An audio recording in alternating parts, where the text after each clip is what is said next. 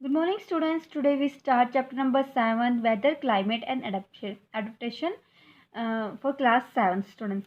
In this chapter, we study about weather, climate and adaptation, how weather, climate change and how many animals are adapted to weather climates. ठीक है? So in this video, we study about factor affecting climate of a place.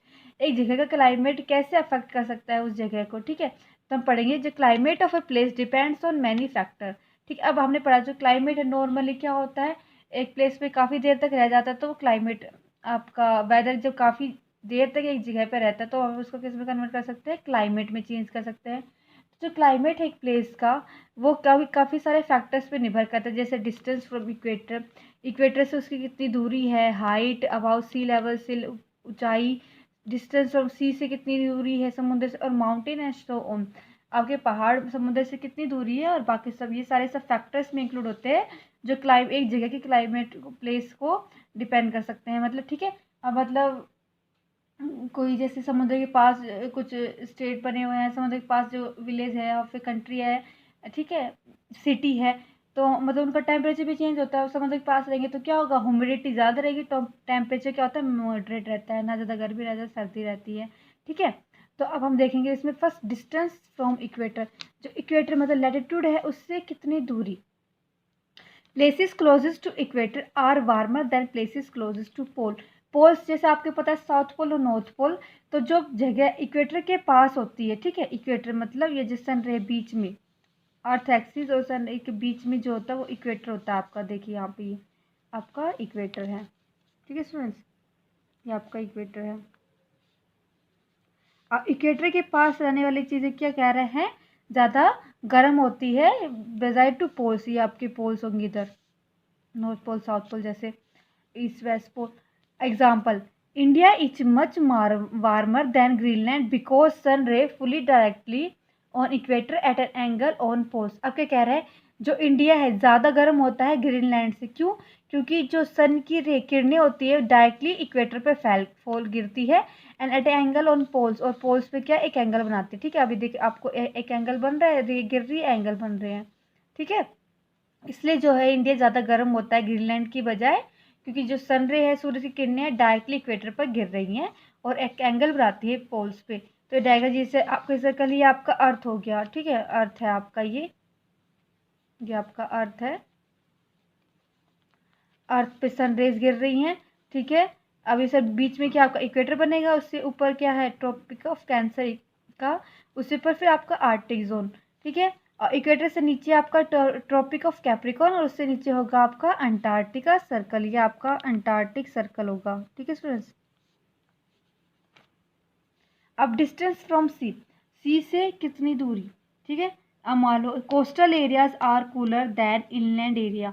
जो coastal area होता है inland area की वजह ज़्यादा ठंडे होते हैं। कोस्टल मतलब समुद्र के पास वाले जो इलाके होते हैं वो ज़्यादा ठंडे होंगे, क्यों, these areas are more humid than inland area because wind blowing from sea towards land carries lot of moisture. अब क्या कह रहे हैं, क्यों जो कोस्टल एरिया कूलर होंगे, क्योंकि जो ह्यूमिड एयर होती है, ठीक है, एरियाज होते हैं ह्यूमिड क्यों होते हैं, मॉइस्चर होता है। अब पानी वाला इलाका होता है तो वहाँ पे नमी ज़्यादा होती है पानी की वजह से, इसलिए कोस्टल एरिया ह्यूमिड होंगे।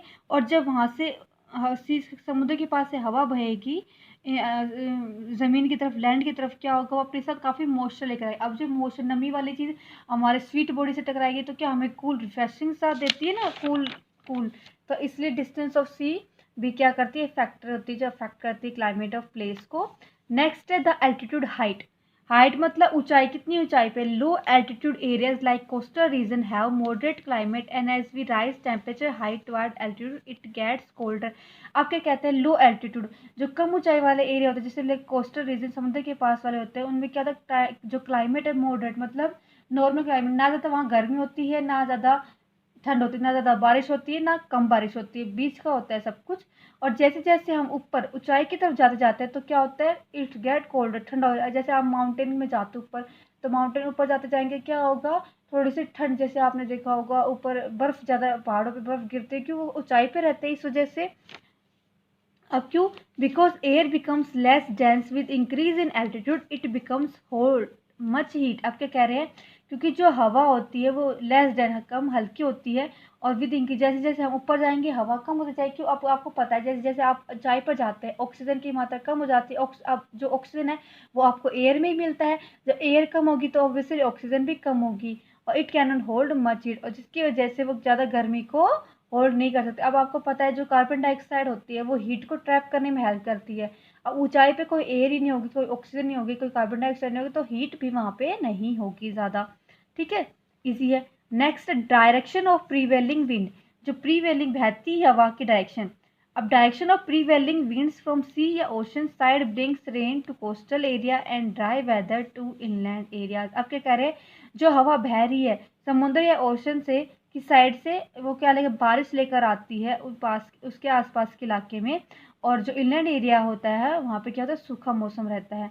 जो क्लाइमेट होता है एरिया का नियर सी इज मॉडरेट। अब मैं बार बता रही हूँ कि मॉडरेट मॉडरेट समुद्र के आसपास, नदी के आसपास वाले इलाके क्या होते हैं, मॉडरेट रहते हैं, वहाँ पे ज़्यादा गर्मी और ठंड का मौसम नहीं होता है। ठीक है, इजली जो हवाएं हैं समुद्र से बह के चलेंगी तो क्या होगा, उसके आसपास की एरिया को ठंडक देंगी, बारिश ज़्यादा देंगी क्योंकि उस पर मॉइस्चर रहता है हवा में। ठीक है, नेक्स्ट है humidity. Amount of water vapour present in atmosphere determines humidity of a plane. अब क्या कह रहे हैं, आपके एटमोसफेयर में, वातावरण में कितना वाटर वेपर है, ठीक है, वाटर वेपर प्रेजेंट होता है वो बताता है ह्यूमिडिटी ऑफ ए प्लेस, उस प्लेस की कितनी ह्यूमिडिटी होती है। ठीक है, अब मान लो जितना ज़्यादा पानी वाटर वेपर होंगे, भाप होंगी, वहाँ पे उतनी ज़्यादा ह्यूमिडिटी होगी। अब जो ड्रायर प्लेस है हैव लोअर ह्यूमिडिटी। जो अब देखो, जो आप जो चीज़ सूखी होती है वहाँ पे तो ह्यूमिडिटी कम होगा क्योंकि वाटर वेपर भाप होगा ही नहीं। अगर पानी होगा तो वो जगह ड्राई होगी ही नहीं। ठीक है, जो ड्रायर प्लेस होते हैं, सूखे प्लेस होते हैं, उसमें कम ह्यूमिडिटी होती है।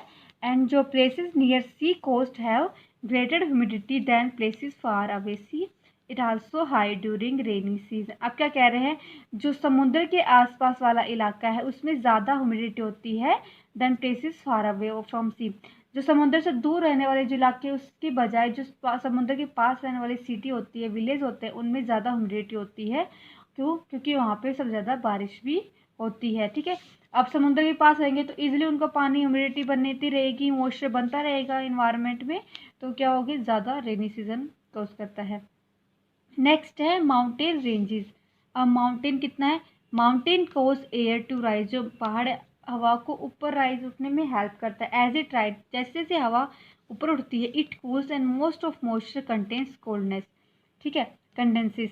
अब क्या कह रहे हैं, जैसे जैसे राइजेस होगी एयर तो क्या होगी, अब ऊपर जाएगी तो एयर ठंडी होती जाएगी, और जो मॉइस्चर नमी है वो क्या कहते हैं, कंडेंस हो जाएगा। अब मैंने बताया था आपको, जब भाप वापिस से किस में कन्वर्ट होती है, लिक्विड में कन्वर्ट होती है, तो क्या होगा, कंडेंसेशन, तो कंडेंस होती है, जिसकी वजह से as a result it much precipitation on windward side of mountain causing wet climate there, जिसकी वजह से वहाँ पे प्रेसिपिटेशन मतलब पानी बनना स्टार्ट हो जाता है क्लाउड पे, जिसकी वजह से जो हवा का रुख होता है माउंटेन में वो क्या करता है, वेट क्लाइमेट, गीला क्लाइमेट देता है। ठीक है, अब condition quite opposite on levered side of mountain. Mountain की दूसरी साइड जो कंडीशन होगी बिल्कुल अलग होगी। क्यों? क्योंकि ये side facing away wind.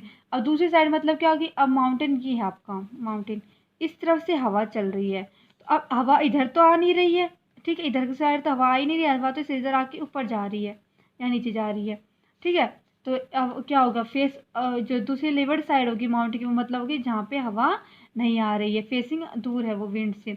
Then dry air moves down the leeward, से जो सूखी हवा है लीवर साइड को जाएगी।